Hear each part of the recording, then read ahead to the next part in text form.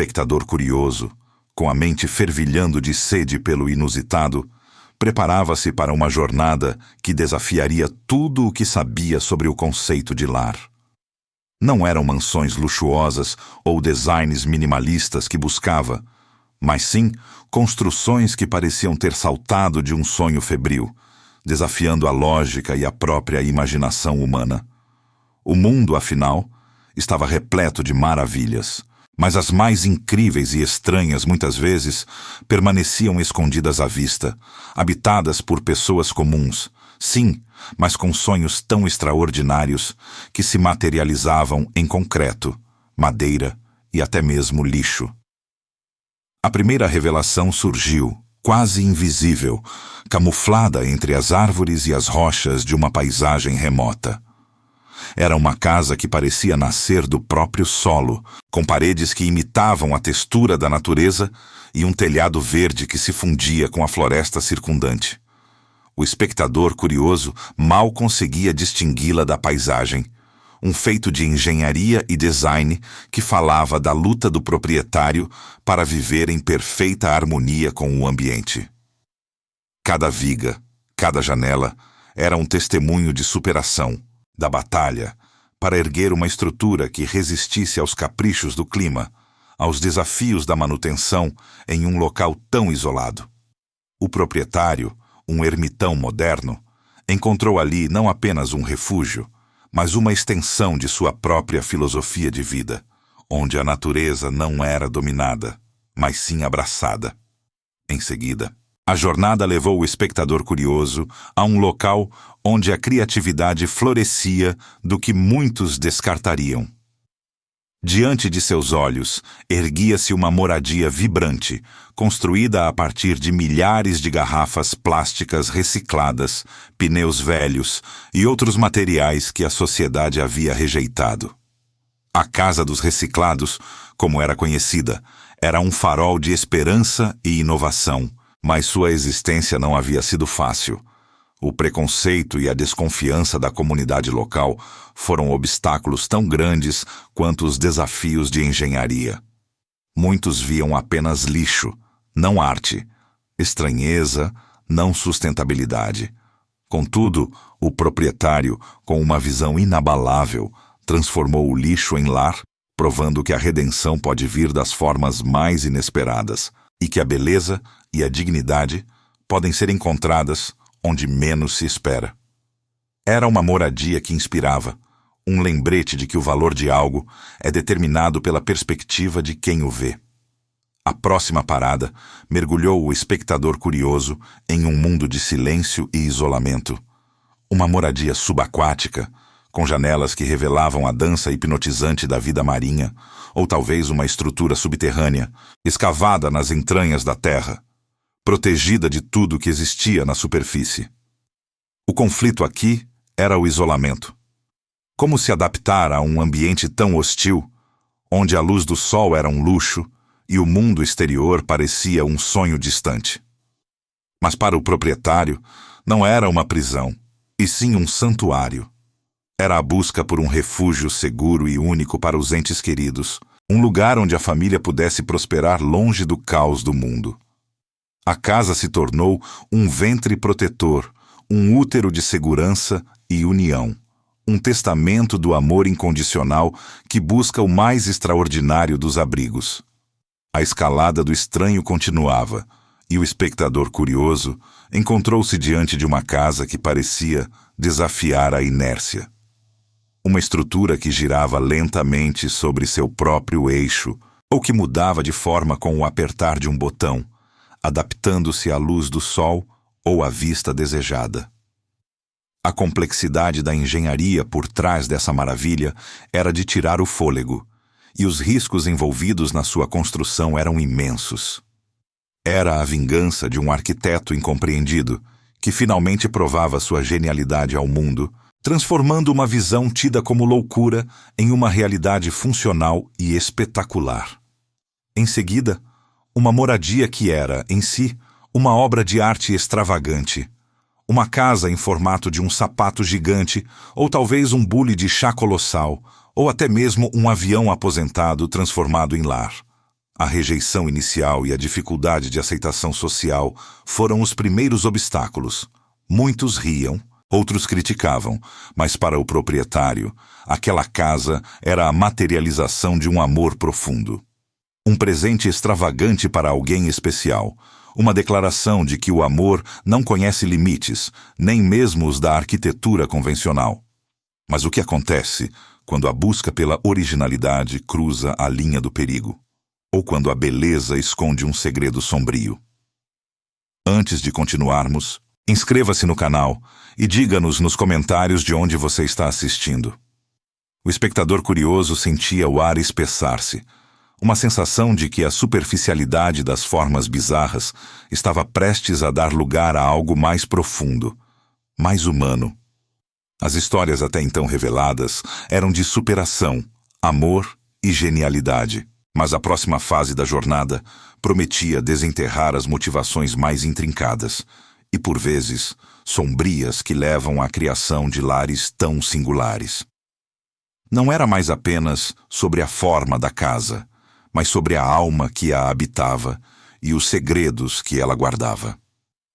Avançando, deparou-se com uma estrutura que, por fora, parecia comum, talvez até um pouco austera. No entanto, os rumores que a cercavam falavam de um interior que era um verdadeiro labirinto, um emaranhado de corredores falsos, portas secretas e passagens ocultas que desafiavam a lógica e a orientação. Era a casa do labirinto, um monumento à paranoia ou talvez a uma necessidade real de proteção. O proprietário, uma figura reclusa, vivia ali em um estado de alerta constante, os olhos sempre à procura de uma ameaça invisível. O espectador curioso percebeu que cada parede, cada curva inesperada, era um reflexo de uma traição passada. Um golpe tão profundo que transformou a casa em uma fortaleza impenetrável, projetada não para manter inimigos fora, mas para proteger o coração ferido de seu morador de qualquer nova investida. A arquitetura era um grito silencioso de desconfiança, uma armadura construída em concreto e madeira. A jornada do espectador curioso prosseguiu para as alturas, onde a próxima moradia desafiava a gravidade e a sanidade.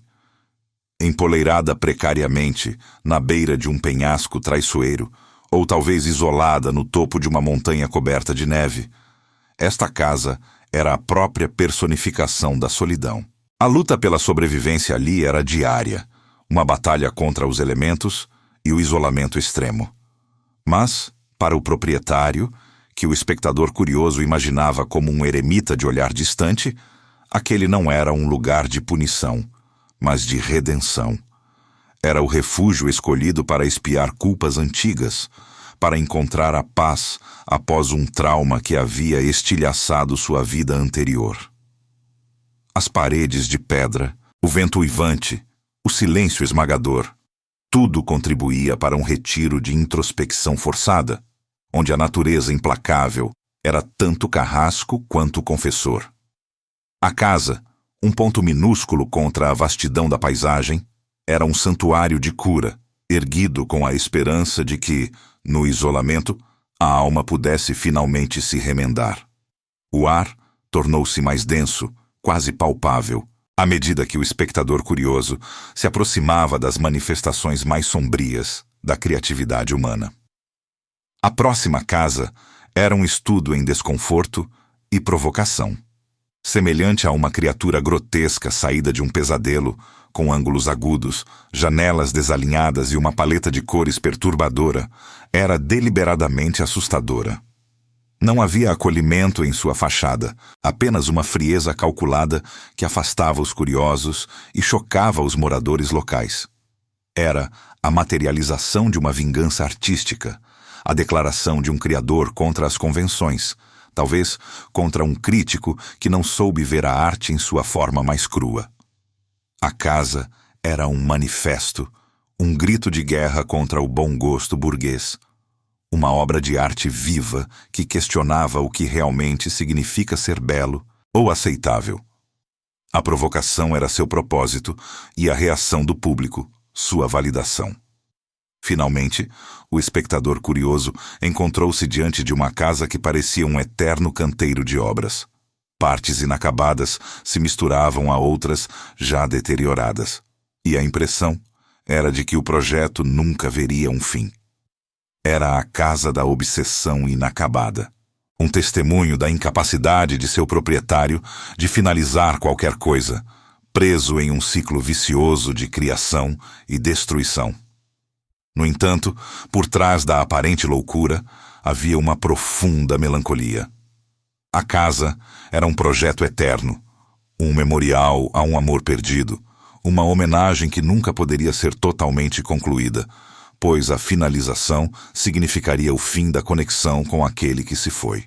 Cada tijolo não assentado, cada pintura descascada, era uma lágrima silenciosa, um fragmento de memória que se recusava a ser esquecido. A construção era um luto perpétuo, uma forma de manter viva a chama de um sentimento que o tempo não conseguiu apagar. O que acontece, então, quando essas casas não são apenas estruturas de concreto e madeira, mas testemunhas silenciosas de dramas humanos profundos, de escolhas que moldaram vidas e legados de maneiras inimagináveis? E qual delas, no final das contas, guardará o maior e mais inacreditável mistério? O espectador curioso sentia que o clímax da jornada estava próximo e que a última casa prometia revelar um segredo capaz de redefinir tudo o que ele pensava sobre o conceito de lar e sobre a intrincada tapeçaria da alma humana. O espectador curioso, com o coração batendo em compasso acelerado, sabia que a última parada seria a mais reveladora. A casa Clímax esperava, não como uma mera estrutura, mas como um enigma arquitetônico, um ponto de interrogação gigante erguido contra o horizonte. Ao se aproximar, percebeu que a 10ª casa não se encaixava em nenhuma das categorias anteriores. Não era camuflada, nem reciclada, nem subaquática. Não girava, não tinha formato de objeto, nem labirintos óbvios.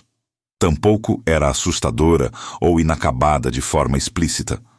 Sua estranheza residia em sua aparente normalidade, que, sob um olhar mais atento, revelava uma complexidade sutil e um propósito enigmático. A Casa Clímax era uma obra-prima de engenharia e simbolismo, construída com um propósito tão específico e peculiar que só se revelava aos olhos mais perspicazes. Suas paredes eram compostas por milhares de blocos de arenito, cada um deles inscrito com um símbolo único, uma runa, um hieróglifo ou uma letra de um alfabeto esquecido.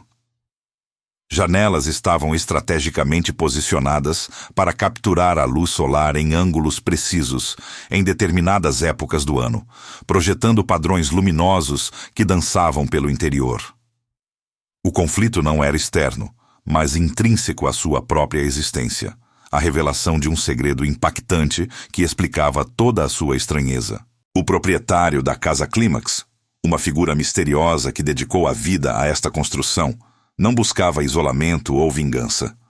Sua motivação era mais profunda, um legado de conhecimento.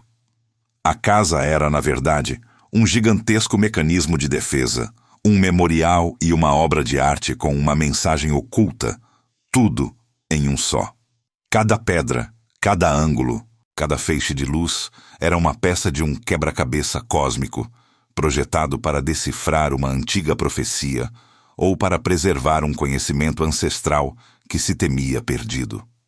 O clímax foi a descoberta do verdadeiro propósito da casa, que era não apenas um lar, mas um observatório astronômico, um calendário solar e um cofre de dados de uma civilização esquecida. A vida dos moradores da Casa Clímax era uma existência de dedicação e estudo.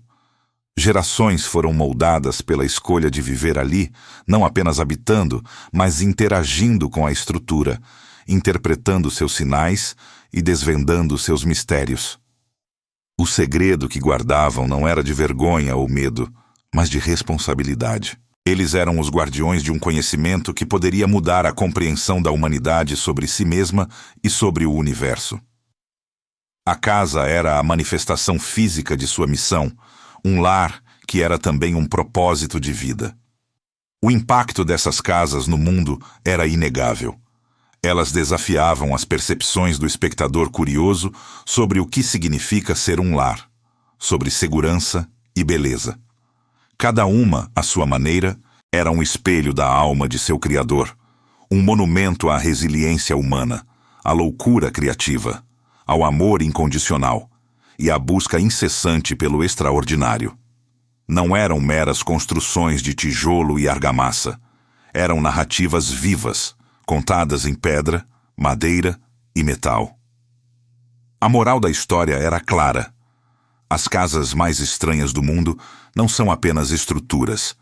São testemunhos de vidas vividas com paixão e propósito, por mais incomuns que fossem. São abrigos de sonhos, de medos, de alegrias e de tristezas, onde a arquitetura se torna uma extensão da própria existência. O espectador curioso percebeu que cada parede, cada janela, cada telhado contava uma história profunda e única, um capítulo na grande saga da engenhosidade humana. Qual dessas casas mais te intrigou? O que você faria se morasse em uma delas, ou se fosse o construtor de um desses monumentos à individualidade? A jornada chegava ao fim, mas a reflexão apenas começava. A ideia de que a verdadeira casa é onde a história humana se desenrola, por mais inusitada que seja a arquitetura, ecoava na mente do espectador curioso. Ele sabia que, dali em diante, olharia para cada casa não apenas como um edifício, mas como um livro aberto, esperando para ter sua história contada.